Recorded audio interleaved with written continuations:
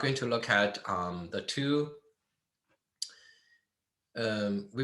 Today's lecture, we will focus on the specific countries, specific European country whose architecture had great impact globally, especially on architecture of the United States. So we will look at French architecture and English architecture. We know that these European countries had shared a history with the classical Roman Empire, the medieval development of Romanesque and Gothic, and then the 15th century and the 16th century Renaissance. All these movements had reached, France and England, but kind of unique national features in architecture start to develop, evolve, and in the official architecture, in the monumental architecture, institutionalized religions since the Renaissance period. And this is also, after the Renaissance period, this is also the time, in the 17th century, 16th century, when a kind of a national awareness started to develop, and gradually we started to see some deliberate and intentional developing of some kind of a national identity in architecture. And that awakening of national identity basically, started from this period. Also, this is a formation, the formative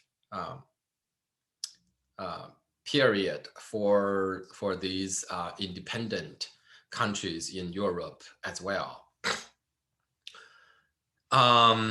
So let me share my screen first. Okay.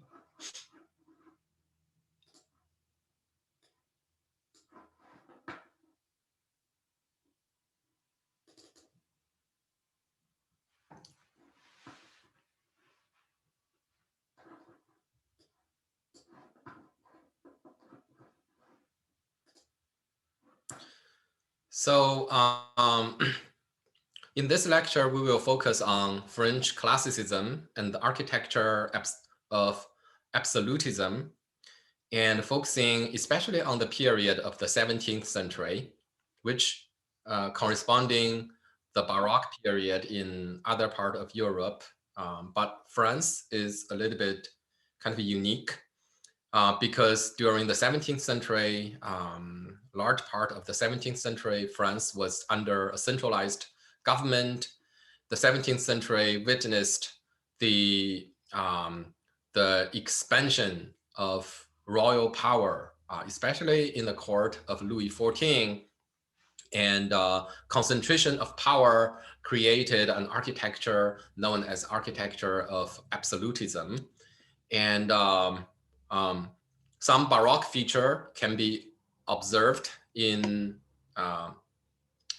the 17th century French architecture, but there is also a greater element of classicism in the 17th century French architecture, and also some French character eventually, being understood, being perceived as a traditionally French in architecture, also evolve from this period.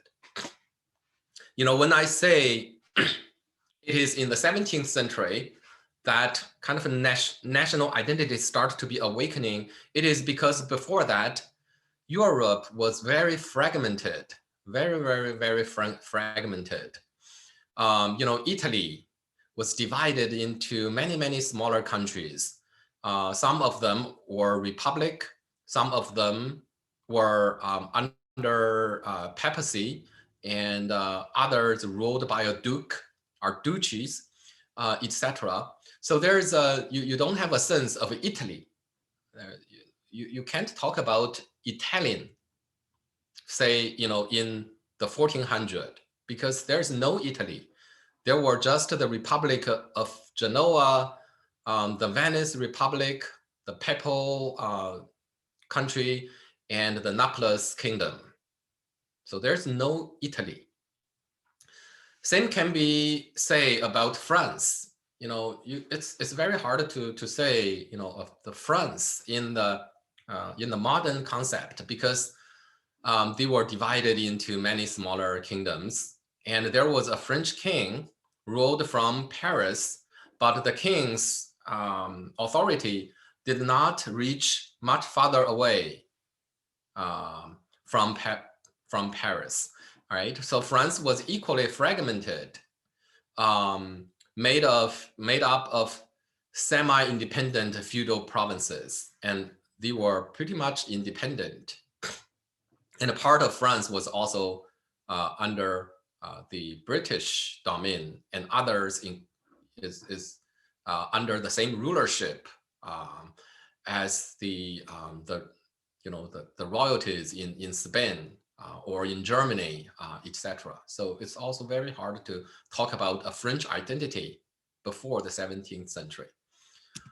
But in the 17th century in France, the situation started to change, just like what Germany experienced in the 19th century, and Italy experienced also in the 18th to 19th century, that the country started to, the people who speak the same language, today's, our definition is basically based on the linguistic identity. Those people speak German, now are Germany or Austria, and those speak Italian, they were under the same country of Italy.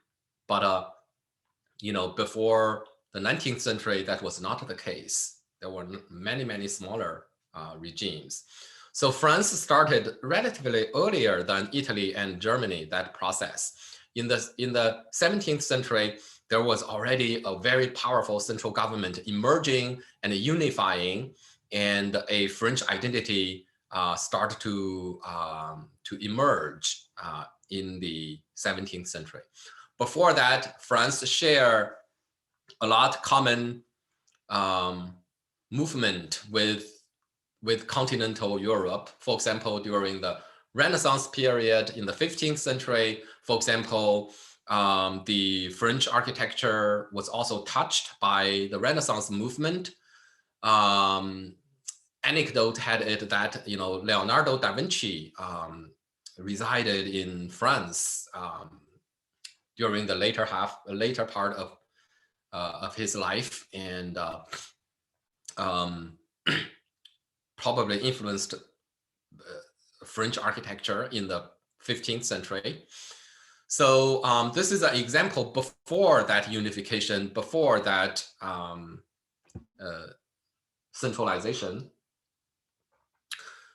In the 15th century, for example, French kings live in traveling palaces, and those, Paris was not pinned down as the singular capital for France.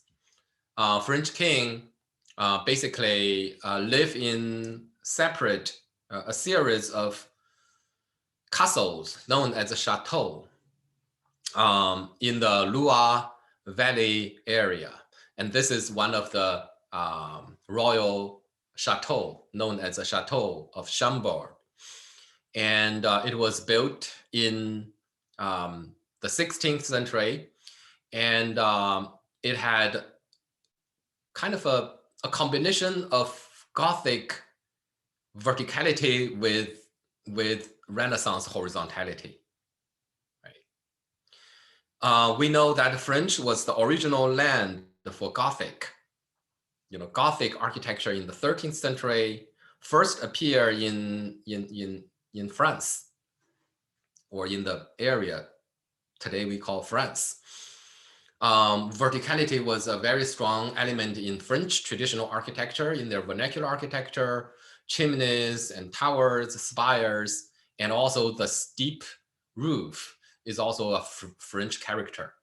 So here we see a combination of the two. The upper part, the roof, is very French and very vertical, a lot of towers. and the steep roof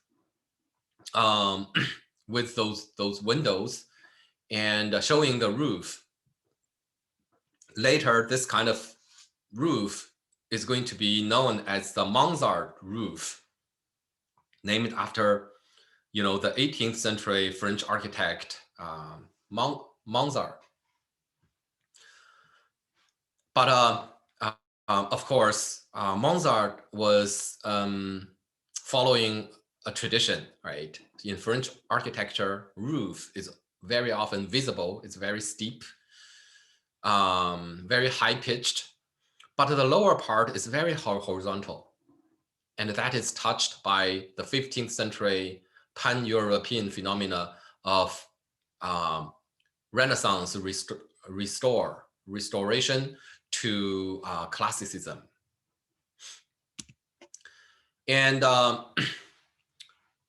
from the 16th century to the 17th century, gradually Paris became more and more concentrated as the royal residence for French kings. Henry IV relocates the royal court to Paris at the end of the 16th century. At the end of the 16th century, 1593. So the royal court was moved to the city of Paris. Before that, they were, not very far from Paris, but not in the city of Paris, in those chateaux. And those chateaux were usually located on the royal estate. So it's like the court is in the villa, in those often serve as the haunting ground for the French royalty and aristocracy as well. So French capital shifted from a peripatetic to fixed court. Peripatetic means it is not settled at one place, right? The royalty travels from palace to palace in different locations. And with that shift to a fixed city, the population of Paris rise from 130K to 500K during 100 years. During the period of 100 years, it is more than more than 4 times expanded. So Paris, like other European city, evolved from the medieval, first, of course, from a Roman site, and then later during the medieval period, evolved into a medieval city with those features, with a city center, with a religious, civic architecture, and surrounded by a wall. And with that shift, the royal palace were constructed. So the 16th century palace was constructed in the Renaissance style, pretty much like those chateaux. If you look at the lower part of this Louvre, constructed in the 16th century, it's very similar to the previous chateau of Chambord. Horizontality, classical columns, but then capped with a steep French roof. The roof is very tall and very visible, and with those vertical elements of chimneys and towers. In the 17th century, however, new additions were made, and during the time of Louis XIV, and this is the 17th century addition. So quite different from the contemporary Baroque architecture in Italy. French architecture in the 17th century had a strong classicism, a strong sense of classicism. There was less free manipulation of the classical forms, and its architecture is does anyone have an opinion? What does this architecture, what previous architect or previous style seems closest to this 17th century addition to the Louvre Palace? Does anyone have a insight?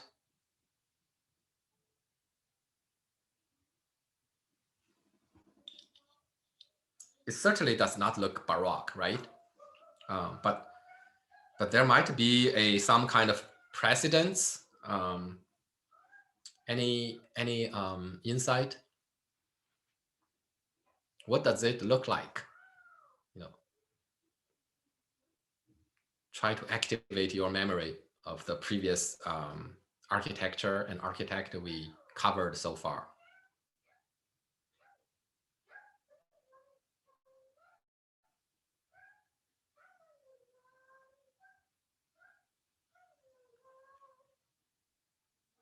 It might not be as big as the Louvre, but you know, the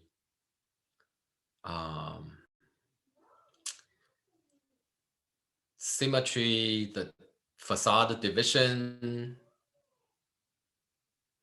use of classical architectural element, and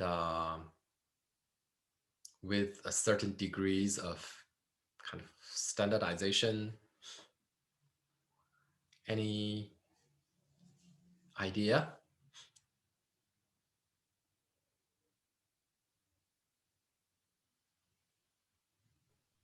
Maybe how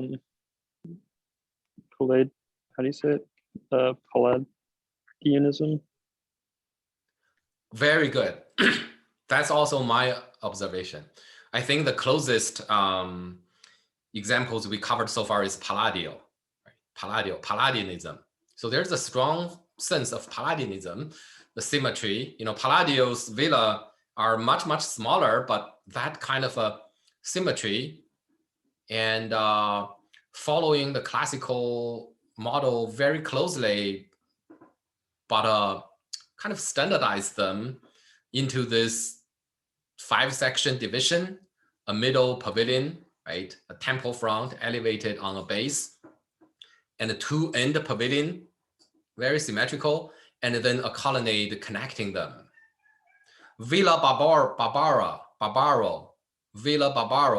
by Palladio looks pretty close to this. Of course, it is smaller. It's much smaller. It's like the height of the base. But in terms of composition, in terms of the way classical vocabulary were being adopted and used, is very close to Palladianism. So relocation of the court to Paris also created kind of urban reconstruction. Squares were being created, and architectural facade were being homogenized, unified to create a sense of public space. So those are called the place. It's like the architecturally enclosed square, shared courtyard. And this place royal in Paris was sponsored by Henry IV to encourage the royalty coming to Paris, to reside in Paris, right? When the French king were living in his chateau, his court staff, court officials also live in smaller chateaus nearby. But when the king moved to Paris, he encouraged, of course, those officials to find a residence in Paris. So Place Royal were constructed to provide those high society with model of urban cohabitation. And this is, you know, from the early 17th century. And they have uniform facade. This is like real estate development. This is a royal real estate development to help making Paris the royal capital, the singular settled royal capital of France. And it also synthesized Renaissance and the vernacular architectural element. And I hope you can all see that. If you cut the roof from the roof line, above is the French vernacular, below is pretty much Renaissance, right? And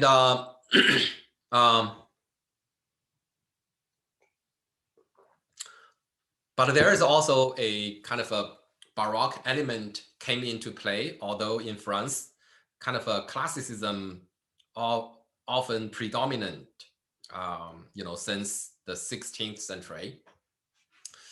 A courtyard house like this also has a mixture of classicism, local tradition, as well as some Baroque element. So you can observe those Baroque element in the way these classical orders were being manipulated, entablature being broken and reconstructed, and a kind of a certain connection on the vertical dimension started to highlight a verticality. In plan, partially because of the limitation of the site, the Baroque form of oval and a curvilinear shape also was helpful coping with the irregular site, right? But still, you find a very strong sense of classicism, very strong classicism in it.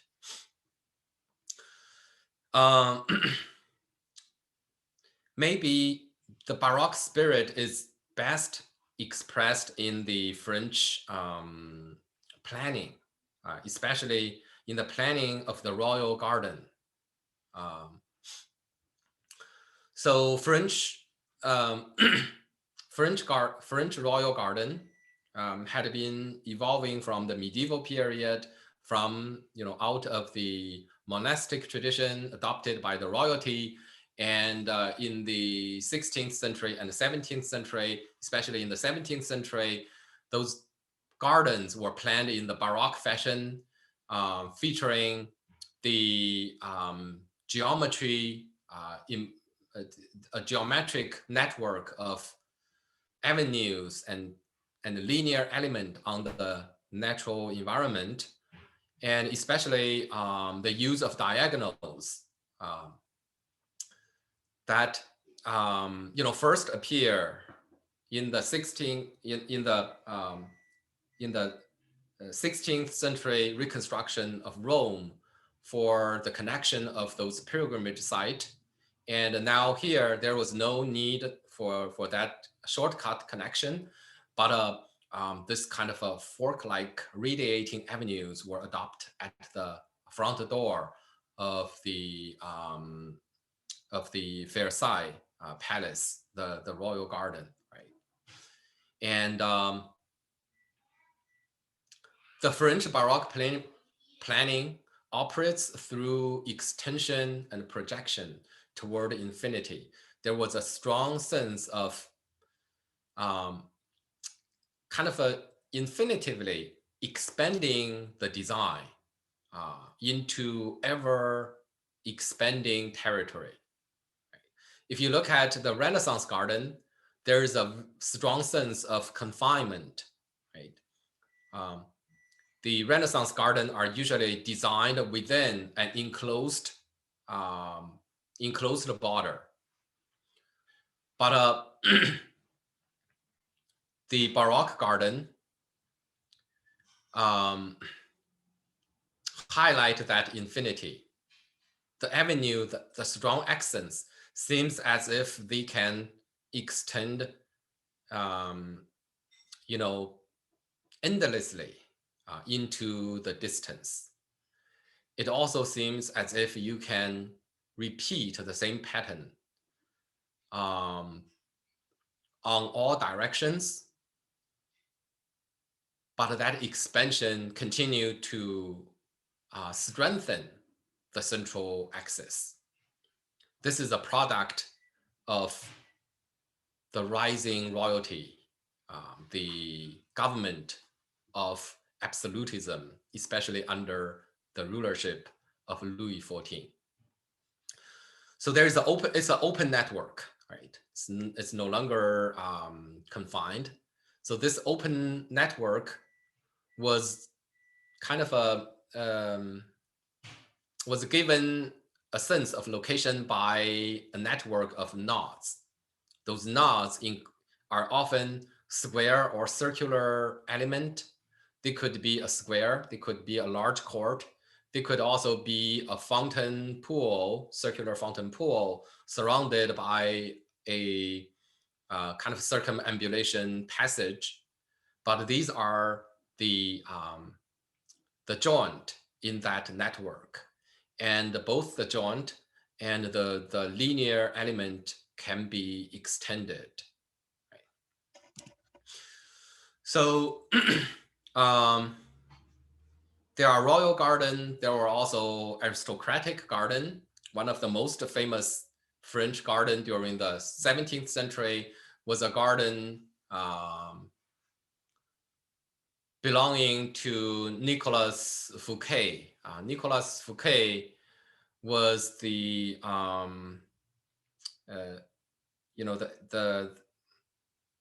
the regent of Louis XIV when Louis XIV was very young, and he was like a prime minister. He was a very important figure in the French court, and he managed the finance and serving as a secretary to Louis XIV for a very long time as well. So his garden, known as Vaux le Vicomte, was offered a model and a prototype for the expansion of Versailles, the expansion of Versailles. So Louis XIV's garden was pretty much inspired and also modeled after Vaux le Vicomte. And the designer for this garden were an architect, a painter, and a planner. The planner is the famous Notre, André Le Notre.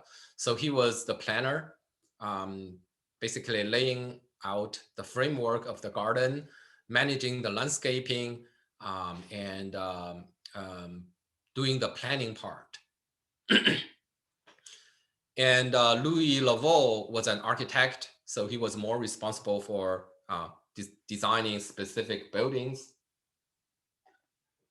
And then Charles Lebrun was a painter, so he was mainly responsible for the decoration, murals, the paintings, interior decoration, and the creation of the Rococo was closely associated with Lebrun. So 3 artists, and this is also a unique kind of French phenomena. And we know that in Renaissance Italy, the same person was simultaneously an architect, a painter, and a sculptor. In France, more specialized. And in the garden, there were more specialized fields that require someone who is more familiar with landscaping, familiar with plant, with how water work. And there are also architects who are familiar with the classical training, classical architectural tradition. And then there were decorators who did a lot of painting, someone like Lebrun, right? So the kind of 3 instead of just one Renaissance man designing the whole thing. So there is a visual manipulation of perspective. We have been talking about perspective and the visual manipulation of perspective. We had examples in Bramante's church design that use perspective to expand the architecture space. We also have the example of Romano, the Mannerist architect, who used perspective and painting to create a terrifying and kind of a dramatic interior that make you feel you are under a collapsing monument. And now the Baroque manipulation of visual perception had its own unique feature. So, for example, if you look at the plan of Vaux-le-Vicomte, you notice, this is the architectural part, right? So this is the palace, the residential part. This is the actual living house. And that is its scale, right? You find those passage here. And compare the width of this street and the passage with that one. That one is way wider than the avenues here. Any section of that avenue would be a square here in the palatial part, right? The scale, the planning was not done on the same scale. In the palatial part, it was human scale, but in those landscape part, it was a superhuman scale, much bigger, much wider. Why is that? Same thing, another phenomena. The ground was raised. Ground was raised. That part, the avenue tilt up. The ground was progressively getting higher toward the distance, combining with the widening street and the sloping up into the distance. Imagine you are standing here at the palace and looking at that direction, and which is what we are doing in this picture. What kind of illusion does that create? Any insight? Imagine you are looking at a landscape, you are looking at a big avenue. In reality, it is getting wider and wider into the distance, and its ground is also tilting up toward the distance. What kind of perception or misperception would the viewer have? Would the viewer view it as if it were of constant width and constant elevation, as they look like down?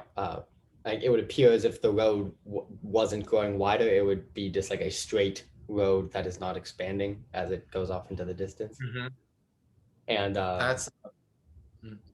Oh, and then like with the tilt up, it wouldn't appear as if it was. It would appear as if it wasn't actually tilting upwards, but was staying just straight.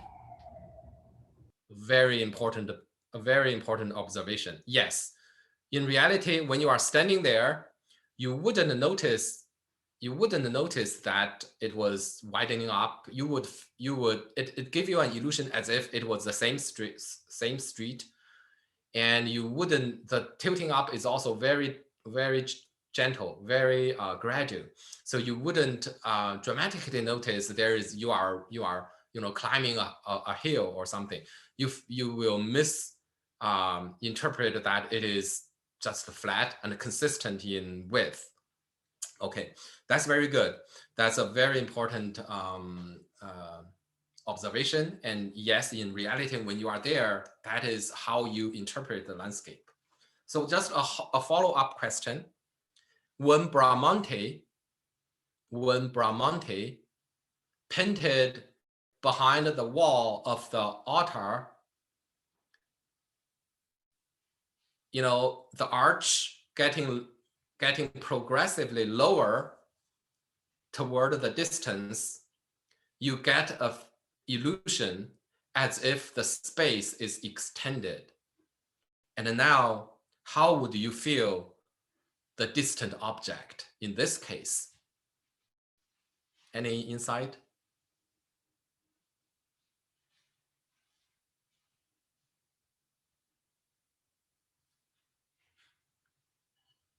When you feel that width is the same as this width, how would you how would that manipulation mislead you to calculate the distance of object there?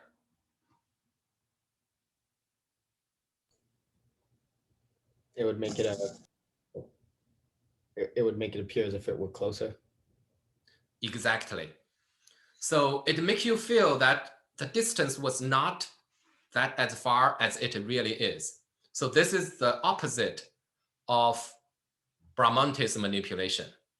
Right? In Bramant's case, he was creating an illusion to make you feel a very shallow space as if it was deep. And here, it is a manipulation making you feel a really far away distance as if it is just in front of you. It's the same effect when you raise up the ground, right? When you raise up the ground, you don't see the diminishing of parallel line as dramatic as a flat one. If it is flat, then the scale parallel distance diminish much faster. When it tilt up, it does not diminish as quickly. And together, it gives you an illusion as to make the space seems shallow. It is the opposite of Bramant's Renaissance manipulation. It makes a huge, large, enormous park seems as if it was just in front of you, just within your control. Right? Behind such a manipulation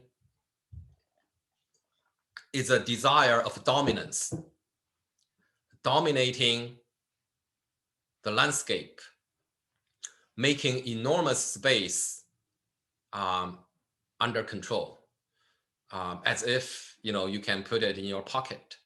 Right? So that is the Baroque French strategy.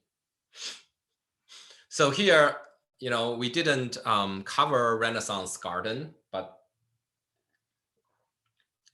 here I'm showing you some examples. All right. So on the left is a Renaissance garden designed by Raphael. So Raphael's garden here. This is Raphael's garden. It is very confined. It is within some kind of border. The avenue, symmetrical, but it's symmetrical with equal distance. So you have a greater sense of completeness for that symmetry. You wouldn't imagine that, you wouldn't have a strong desire to kind of go outside the box to extend it. Same is true for Romano's Palazzo del Te, this one, right? You have a strong sense of confinement. It's a Renaissance garden. This is mannerism, but still late Renaissance. This is very different from the French Baroque garden. With that manipulation of width. So here you have one scale. Let's call it a small scale or human scale. Here we have the middle scale. The streets were already getting wider and wider, and then the widest. So there's a strong suggestion of keep doing that, right? You can keep widening it. And as a result, this axis can extend to infinity. So that's what it means by open, right? You are encouraged following this pattern to go beyond, to extend. And the creation, the use of those linear elements and the nodes, squares, fountains, also make it possible to continue the pattern of adding more node and adding more avenues. So it's open. It's a very different feeling and very different sense of control and very different sense of interaction with nature. In the middle is a late 16th century Renaissance garden in Tivoli, and you have the same sense of confinement, very different from the Renaissance garden. So it's kind of closer to the previous examples we kind of mentioned before. This one we totally didn't mention, but it's a very important Renaissance garden. You know, the exegeras, putting an end to the axiality. You have those semicircular element putting an end. And then when you have those linear element, you have a greater sense of geometry, like square, like circle. And those perfection in geometry put an end to form, basically. When it is perfect, you don't want to change it. You have that square. You have that axis with two ends, right? And you have that symmetry. You have those pools, four on each side of this axis. Why would you want to add more? So so we got the insight through these comparison with what existed before. And we see here specific knowledge about perspective, about visual perception was explored and manipulated for the opposite effect. Right? In Renaissance, it was making near object looks far. And in this French Baroque case, it is making the far objects looking close up. Right? So here we have this kind of analysis of the central axis. You can see from the palace, this is like the origin point. Everything, the form spreading and kind of a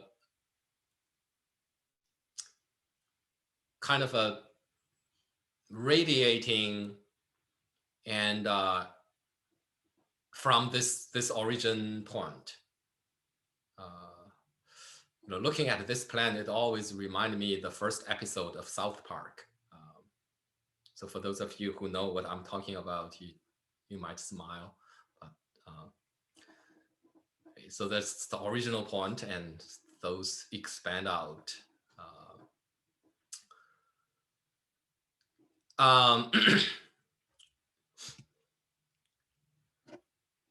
So now the effect of that, nature being under dominant, large territory looks nearby, those objects miles away looks as if it is just in your backyard. That manipulation was strengthened by the control over nature. The nature is formalized. The plants abstracted into ornamental patterns. And the design has no intention to hide the artificiality of a man-made landscape. So here, there's a flower bed made into those patterns and a water body and the trees trimmed and shaped into those perfect geometry. So there's a strong sense of dominance, strong sense of imposing human power and human will on nature.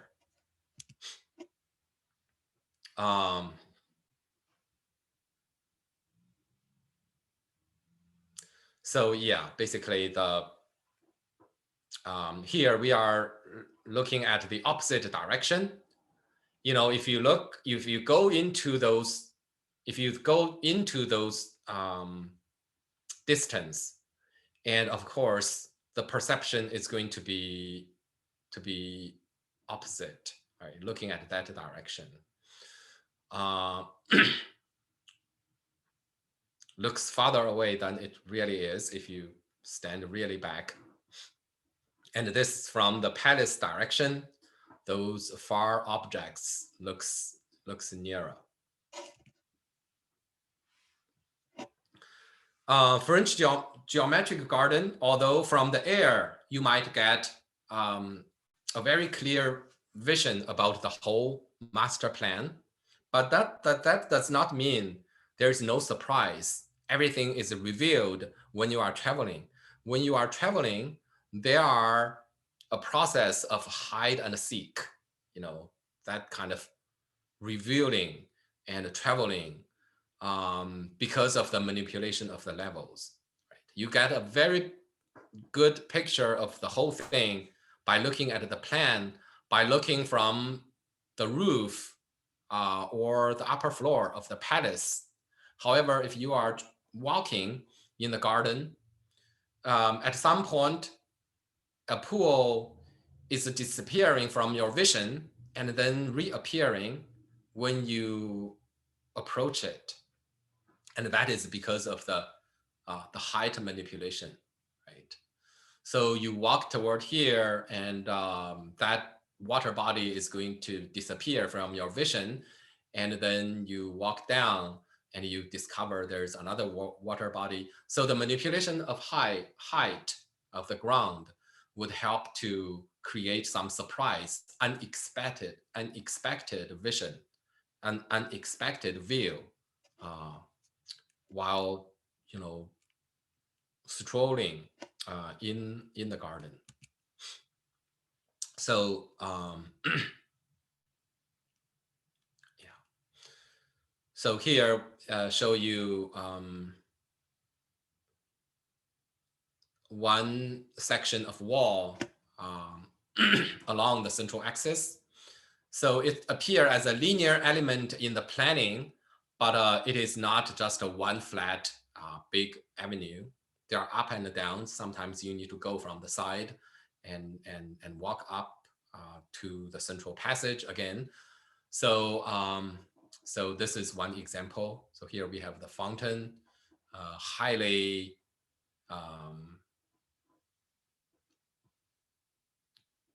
kind of a the word appeared.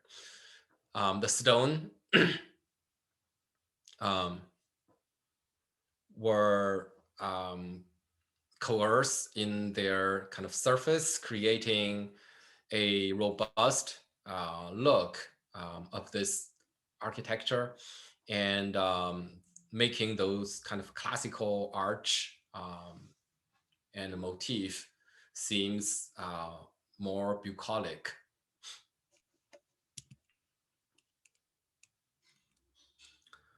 So so this is another example, a cross axis of this water body, transverse axis, and cannot be seen from the palace. But then when you walk toward that direction, and the water body would appear in front of your eyes and create that moment of surprise, which is a very important part of garden design.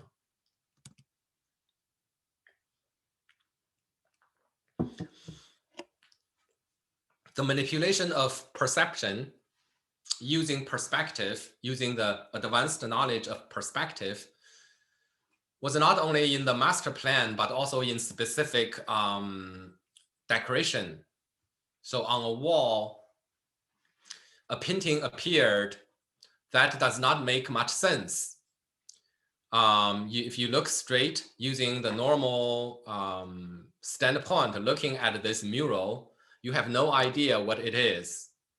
But if you feel disappointed and you walk away, and while you are approaching the exit and you cast a last glimpse to that strange kind of a strange painting, it surprises you. If you stand from this point and look at it, you see a face, right? You see that it is something. It is a vivid picture. And this is the manipulation of perspective, right? So this is the normal view of the picture. However, if you stretch it, you stretch the same grid into a trapezoid shape. And that trapezoid shape, a ladder shape, that ladder shape convert at one point, and you connect those dots and make this face and spread it on a wall.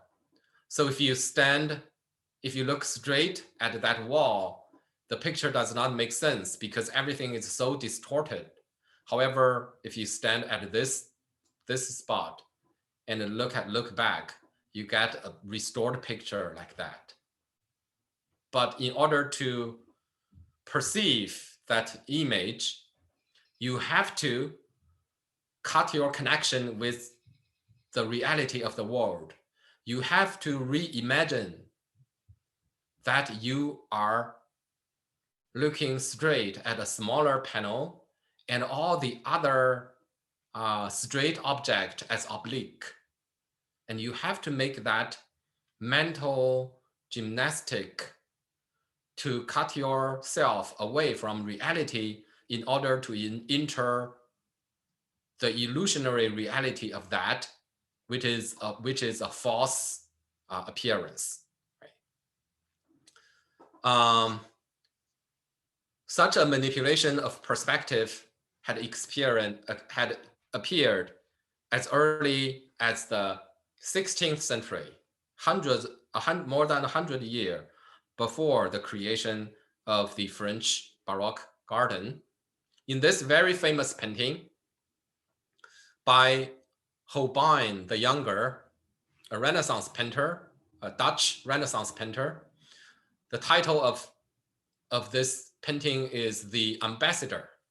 So in this painting, two ambassadors, the ambassador and the priest stand side by side in front of the table, everything in the room, and then the nice carpet on the ground, instrument, and everything looks so normal. Everything looks so clearly presented. And then you find something awkward, something floating in the foreground.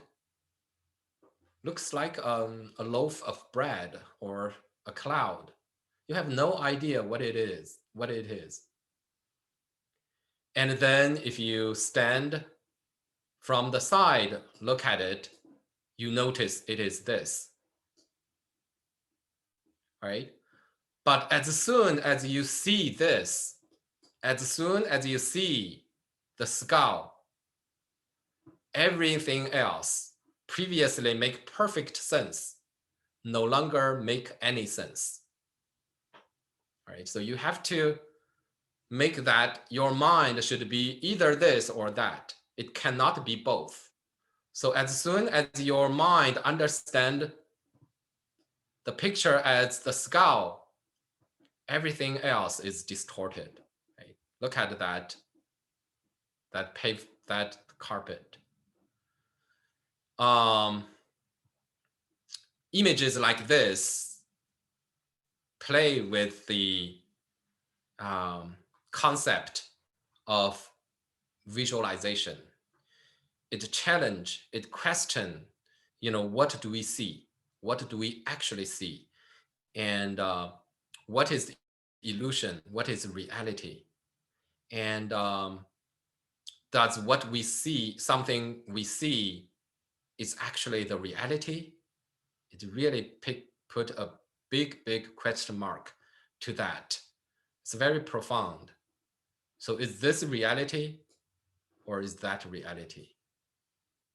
As soon as you see this illusion as reality, then the reality became illusion, or the reality is illusion. Right? It has that kind of manipulation. So what I'm saying is, in the Baroque period, visual manipulation reached a higher level. It is no longer just a Renaissance presentation of reality using mathematic method. It is also playing with psychology. It is kind of exploring into the deep psychology of human vision. It also clearly shows that vision is not innocent. Vision is not innocent. Vision is loaded. What we see depends on what we experienced before, and what we see is part of the result of what we already know. Something we don't know, we don't see.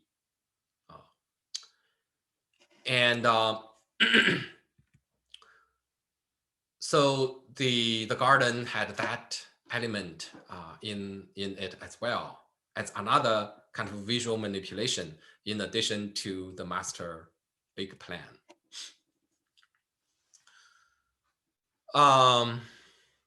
Vola Vicomte was, made Louis XIV jealous. The party of August 17, 1661. Fouquet hosts the king in his palace, and he put a cosplay for the king. Nymphs in gilded gondolas invited the king and his retinue into the maze and grotto. A nymph appeared out of a rock, ordering the gods to amuse the king. Valuable prize, jewels for ladies, weapon for gentlemen, was given by lottery. It was just a big party. A ballet and a play by Molière, written for the occasion, was performed for the king. And the next day,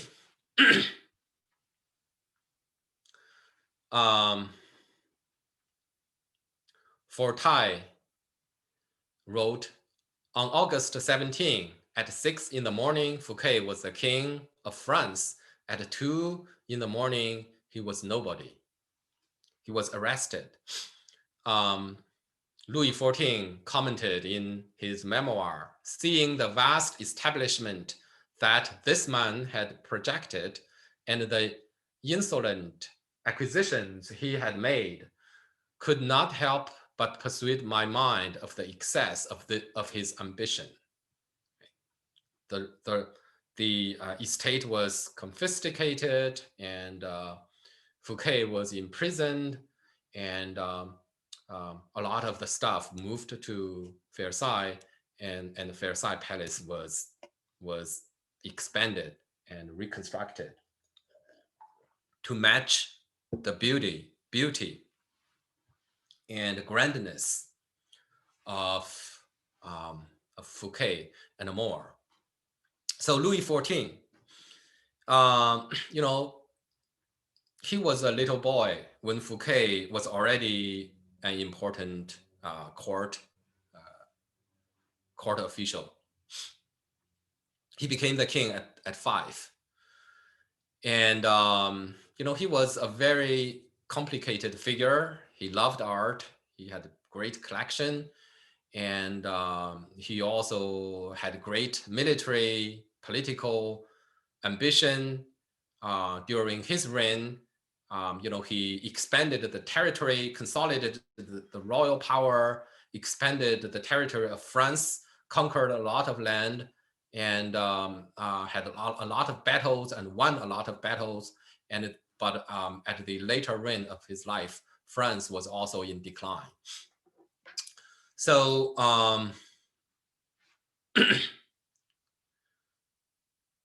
he came to power after the chief minister, Cardinal Mazarin, died, and he came to power. And the same year, he also arrested Fouquet. Right? So he assumed full power in 1661.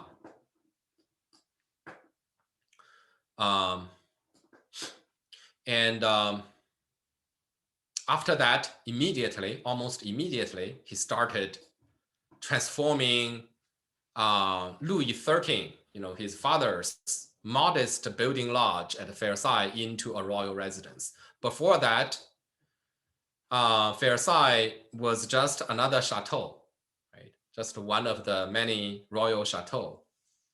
But after Louis XIV, it became the enormous royal garden.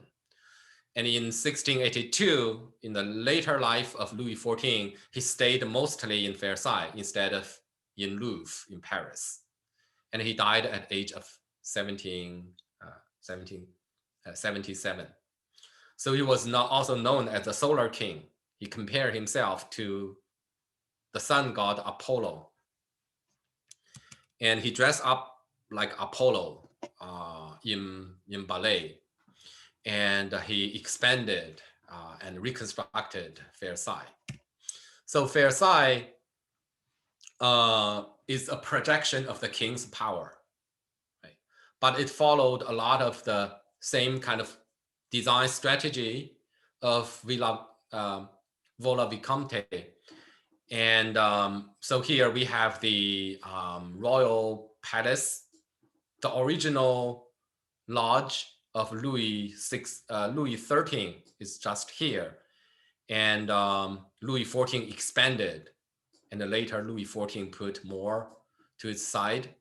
And the 3 big avenues forked out from the forecourt of the palace make connection with Paris and other nearby cities. But here it was converging in great geometry, like those Baroque planning heralded in the 16th century Rome.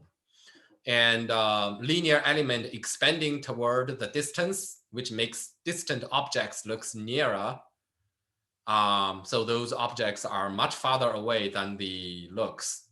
So you might be able to notice the kind of a little bit awkward, a little bit strange, because if you look at the tree, that looks really far away, right? Look at how the size of the tree diminish. But if you look at architecture, that does not look that far. But of course, that is because of the manipulation, right?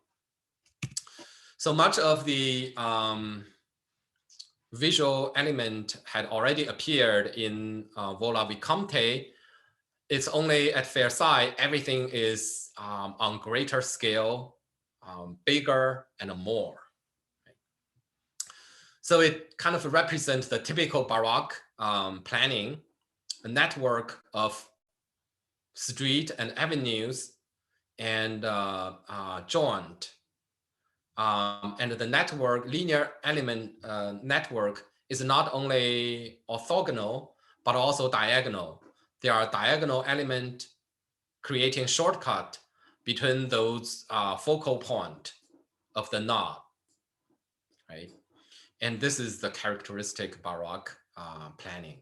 So this is the palace, the fork street, and the grid, the dominating axis and more radiating element and expanding width toward the distance as if it can continue expanding in any direction. Louis XIV not only inherited the idea of Fouquet, but also the architect and artists. The same three planner, architect, and painter was employed for the design of Versailles. The planner, André Lenotre, the architect, Louis Lavaux, and the painter and the decorator, Charles Lebrun, also did work for Versailles. All right, so showing here again the connection between 16th century Rome and 17th century Versailles.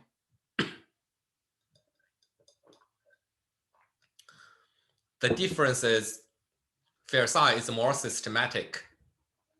It is a systematic imposition of human geometry on nature, while in Rome, it was a after fact creation of shortcuts. Right? So there was no master plan for that Rome, but the Roman case provide vision and provide idea for the systematic planning of the Versailles.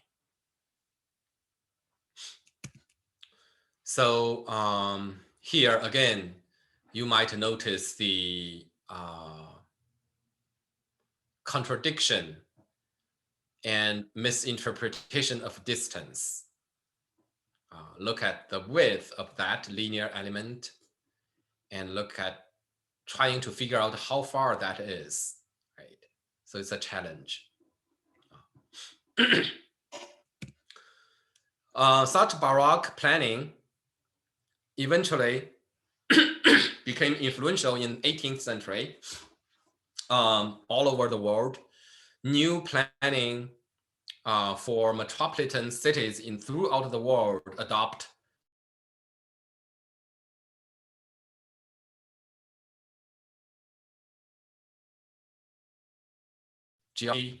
diagonal, orthogonal grid, combination of linear element and node. So one example is L'Enfant's plan of Washington, D.C. And L'Enfant was a French planner. So the planning for Washington, D.C. take that Baroque inspiration, right? So you find this node, diagonals, and a grid, and axiality.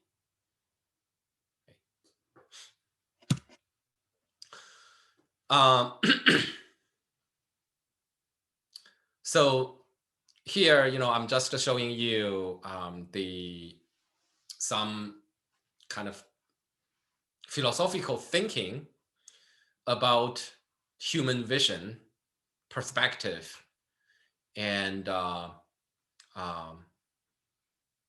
philosophical thinking about infinity.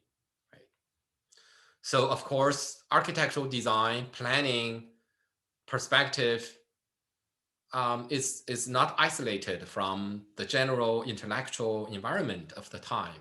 It was those thinking by Descartes or Pascal that had making people thinking deep about human perception and about the relationship between mathematical calculation and the way we understand the world visually.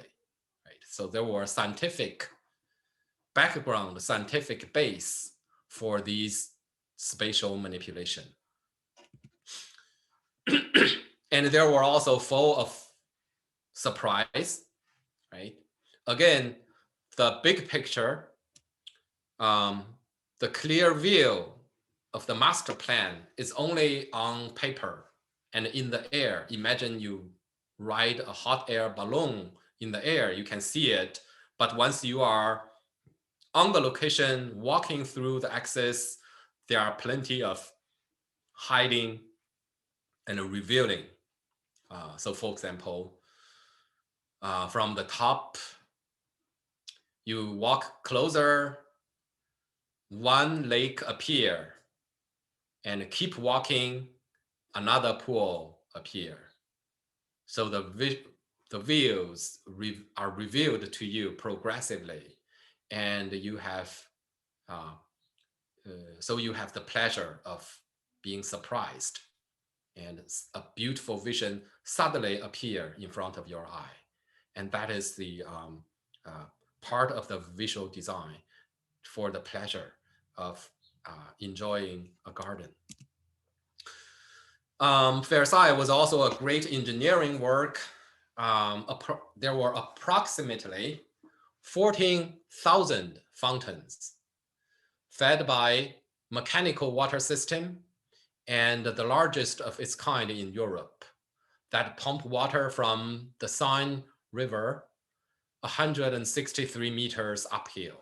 So the water were brought from the river to the garden uphill, and huge mechanic engineering is needed to bring large amount of water to feed those fountains.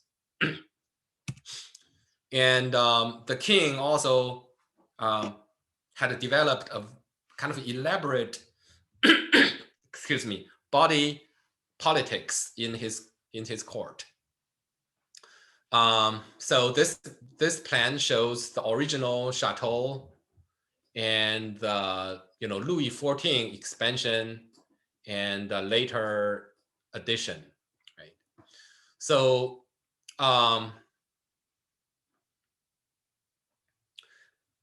in the Versailles Palace, the king's state apartment had 7 rooms, one for each planet, making the kind of a solar symbolism for Louis XIV, right?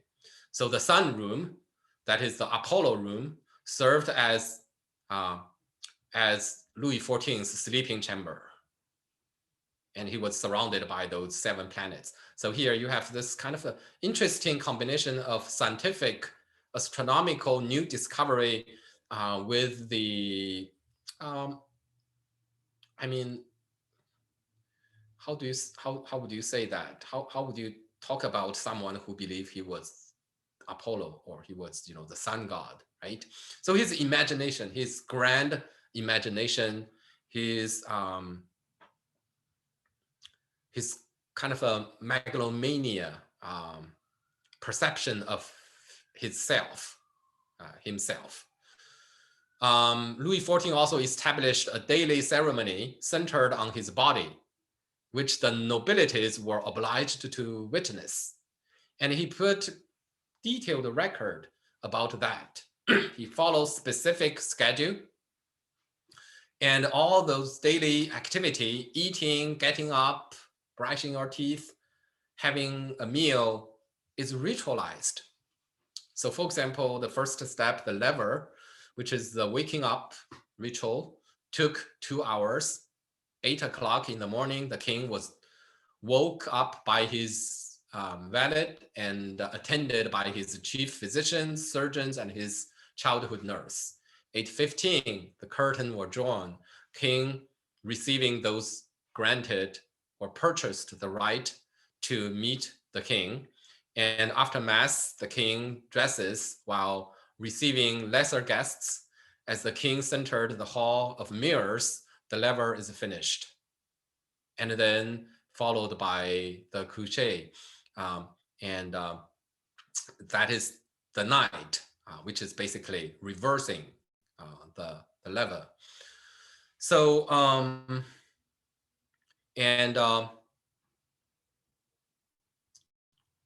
there is a certain degrees of narcissism, right? Louis XIV, it's hard to imagine that you want someone to see you dress up or, wake up. So all those were made a ritual, and he grant favor to officials to witness that.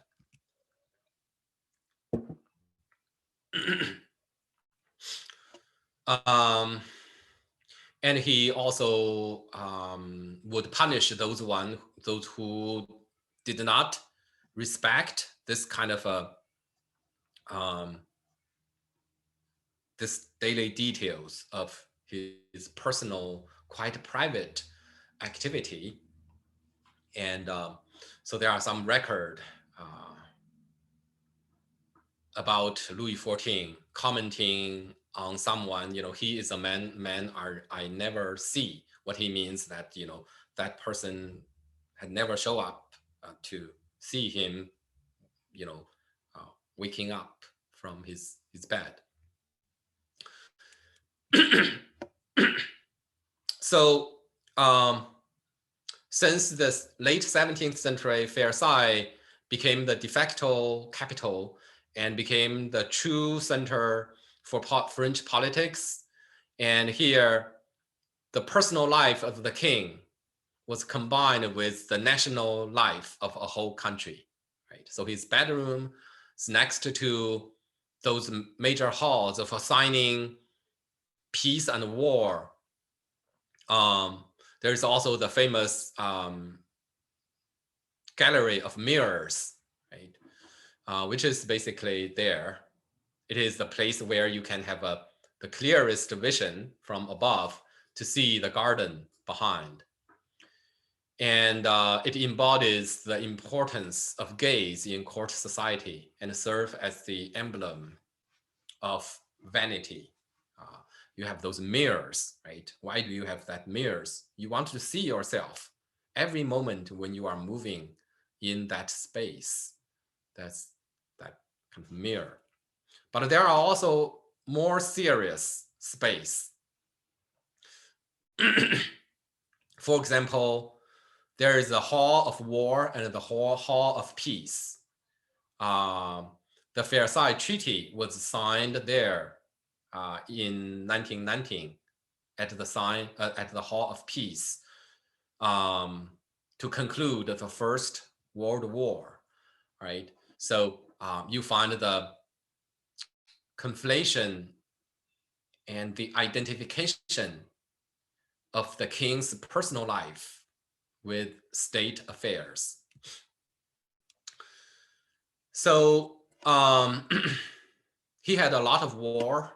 I'm not going to read this. You can look at it while reviewing the recording. And he built architecture that were a result of the war. The war produced veteran. War also produced the crippled, disabled person. So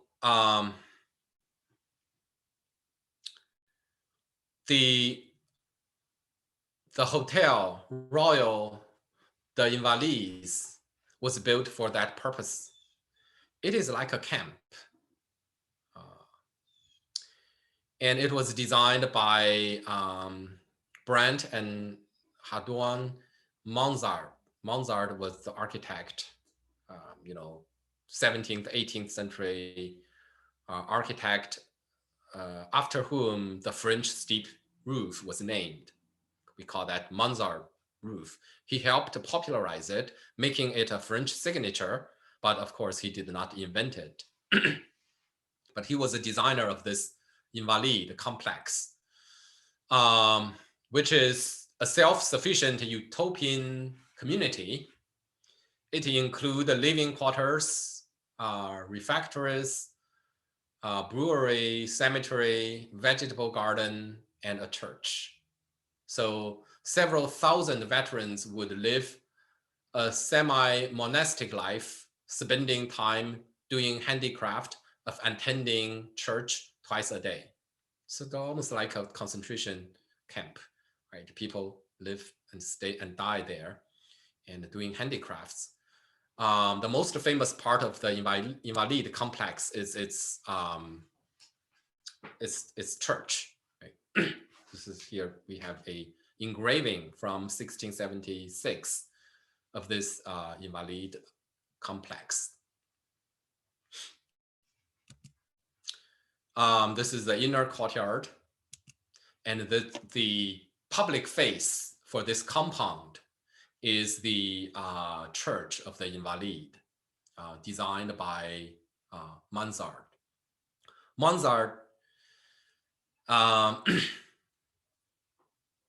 Mongsar's architecture featured French Classicism, but also incorporating some element of the contemporary Baroque. So the plan is very straightforward and succinct. It's a square and circle. Right?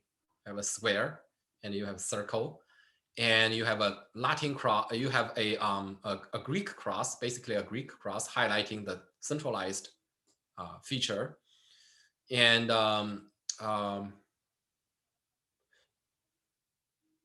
if Michelangelo was alive, he would like this design because the dome was elevated so high above and so close to the entrance that it is the most important presence to the public view. And then in the back, there is a altar extending that cross a little bit, and then additional circle on the corner. So it's a very geometric, very regular design, right? Primarily classical and reflecting some ideal of high Renaissance kind of ideal of planning, but there is also the oval, right? We have this oval chamber back there serving as the apse. So that's kind of Baroque element came to play. And from the street, the super tall double drum elevated the dome to considerable height, right? So you have one base, another drum, two drum, and then the dome. The dome used triple shell, right? So this is the first example using triple shell. We have a lot of double shell domes before. For example, the Islamic architecture we have seen before. The Shah Mosque in Isfahan has double shell.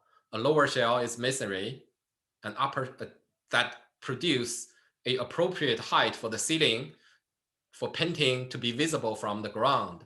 And then there's upper shell made of wood to communicate a proper image of the dome to the city at large. St. Peter's also had a double shell. The Duomo of Florence by Brunelleschi also had a double shell. Right? So there were plenty of double shell dome, but Mongsar's Invalid church is the first triple shell. There are three shells, two masonry. You can see here we have one shell in the middle. It's a lower shell. There's an upper shell. The upper shell is wood, and creating this good image, proper proportion for the exterior. And then the middle shell was a surface for painting, for a lot of painting there. And the lower shell had a oculus that allow you to see through and see that paintings in the middle shell.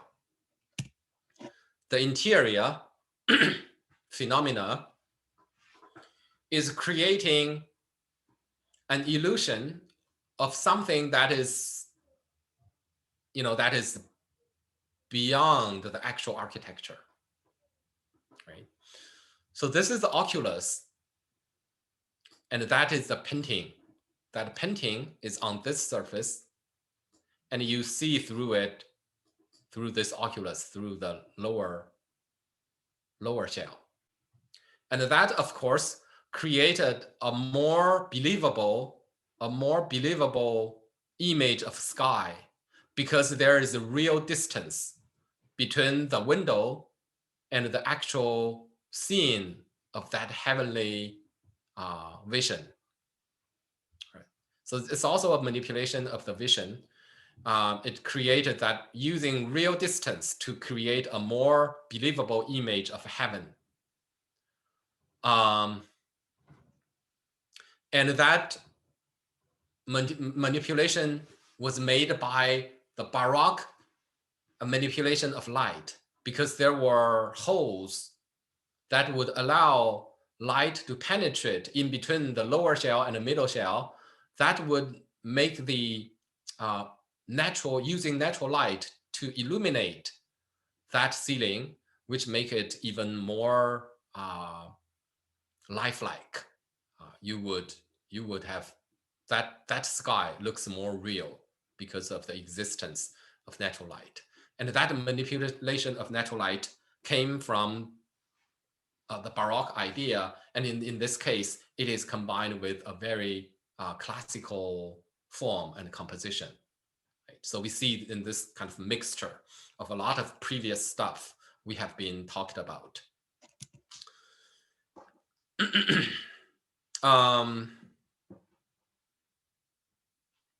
So just to show you a few more images in French architecture, and the kind of balance and the tension between classicism and Baroque. I think that is the main point and the main thesis of this lecture. Right? Each country is unique. Unfortunately, in the short period of a semester, and also limited by my knowledge, we can only sample a few cases. But every country, every architectural tradition is unique. So we have been so far talking about those big things, but when you zoom into a specific country, you notice the situation is very complicated.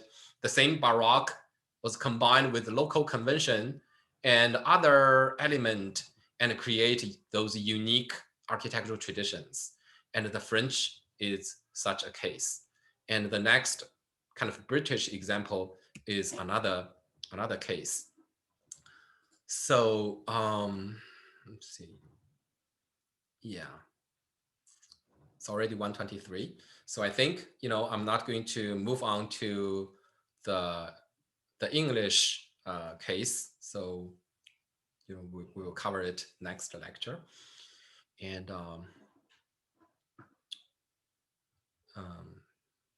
we have 2 minutes. Any questions?